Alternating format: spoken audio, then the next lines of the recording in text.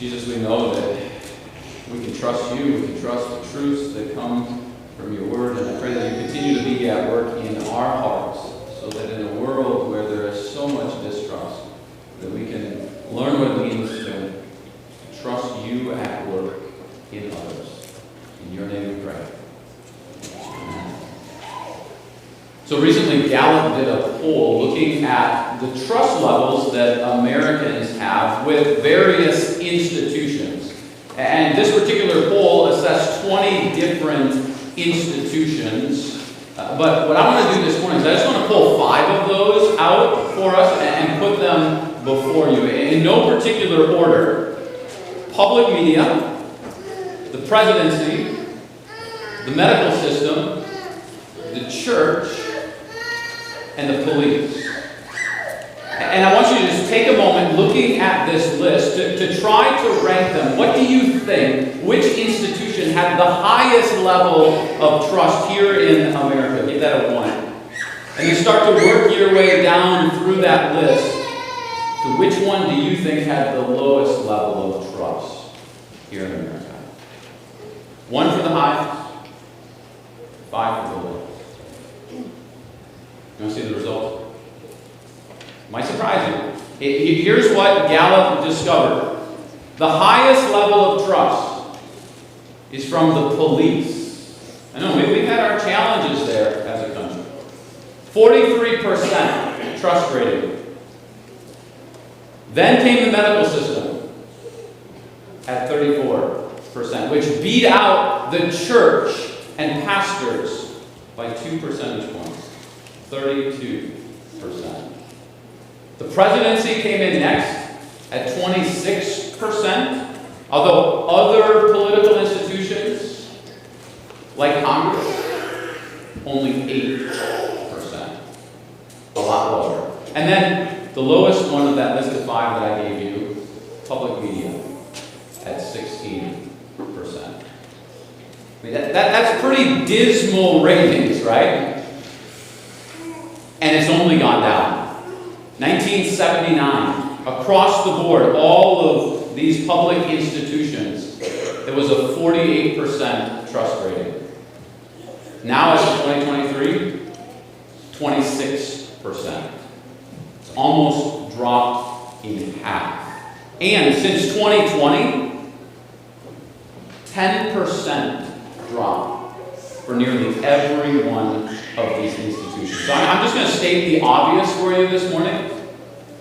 We have trust issues here in America.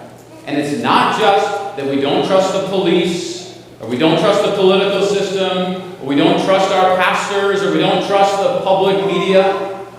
We don't trust people. Period. We're suspicious.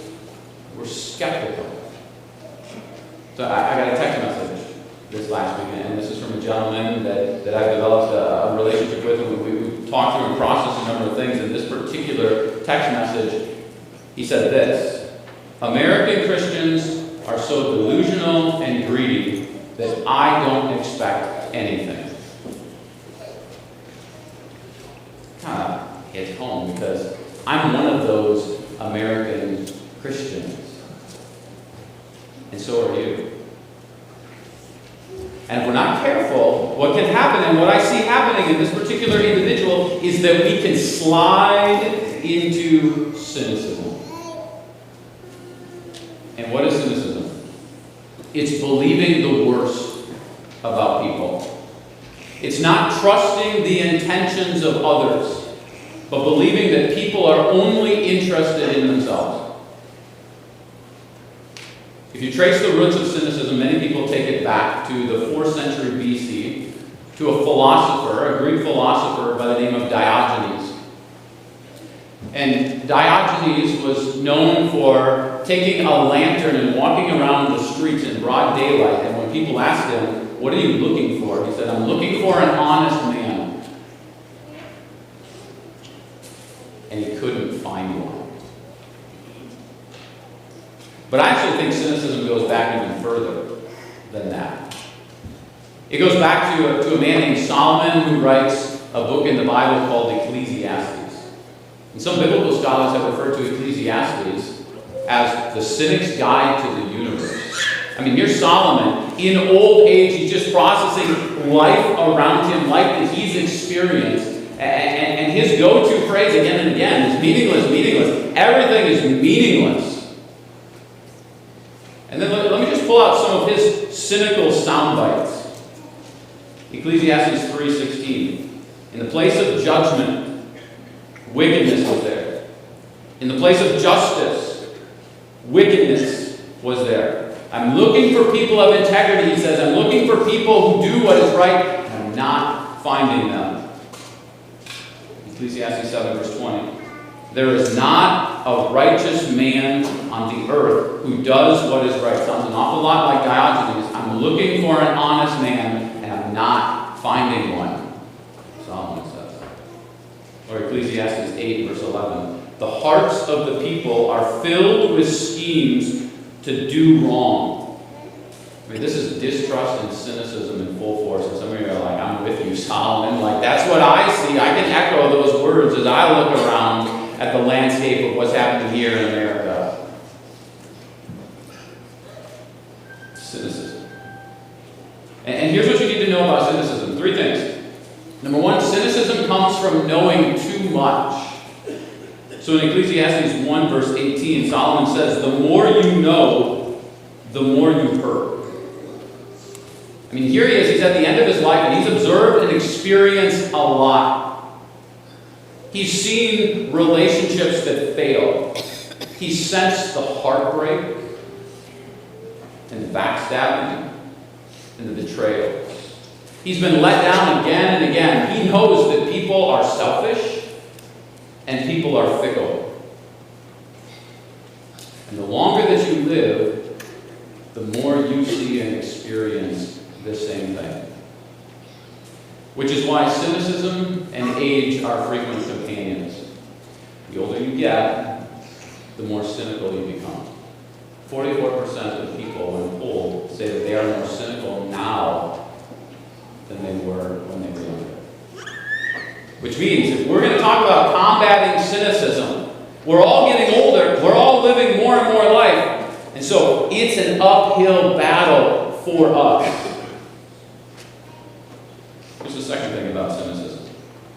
Cynicism comes from projecting the past onto the future.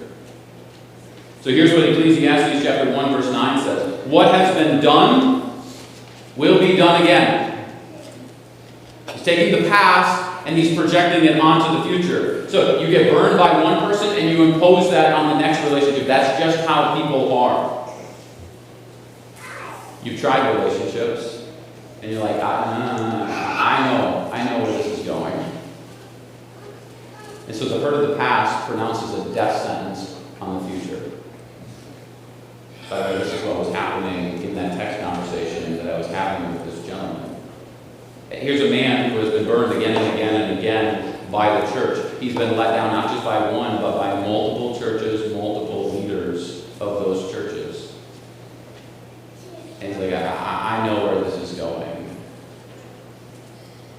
It's just the way that people are going to be. And when you live that way, when you develop this distrust more and more of others, you start to separate yourself from them until the only person that you can trust is yourself.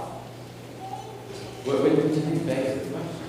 If you can't trust anybody else, can you really even trust yourself? Which leads to the third point. Cynicism is attractive because it's partially true. Can you trust people? What's the Bible say? We heard it this morning, words that were hard for us to hear from Jeremiah chapter 9, verse 4. Beware of your friends. Do not trust anyone in your clan. By the way, when you leave church today, just text this verse to some of your friends and family members. I can respond to that. But this is what Jeremiah says. For every one of them is a deceiver, and every friend a slanderer. Well, this is what Paul says in Romans chapter 3, verses 10 through 12. There is no one righteous, not even one. There is no one who understands, no one who seeks God. All have turned away. They have together become worthless. There's no one who does good, not even one. No one. Can people be trusted? No. We are all woefully flawed. We are all sinners who are prone to hypocrisy, manipulation, power struggle. And yet, that's only a partial truth when you look at the biblical story. You see, I believe that as Christians, we're not called to be cynics, but instead to embrace something called realistic optimism. It's not cynicism, and it's not optimism. It's realistic optimism, or some people say it's redemptive optimism. It's realistic about people and who they are and what they're prone to.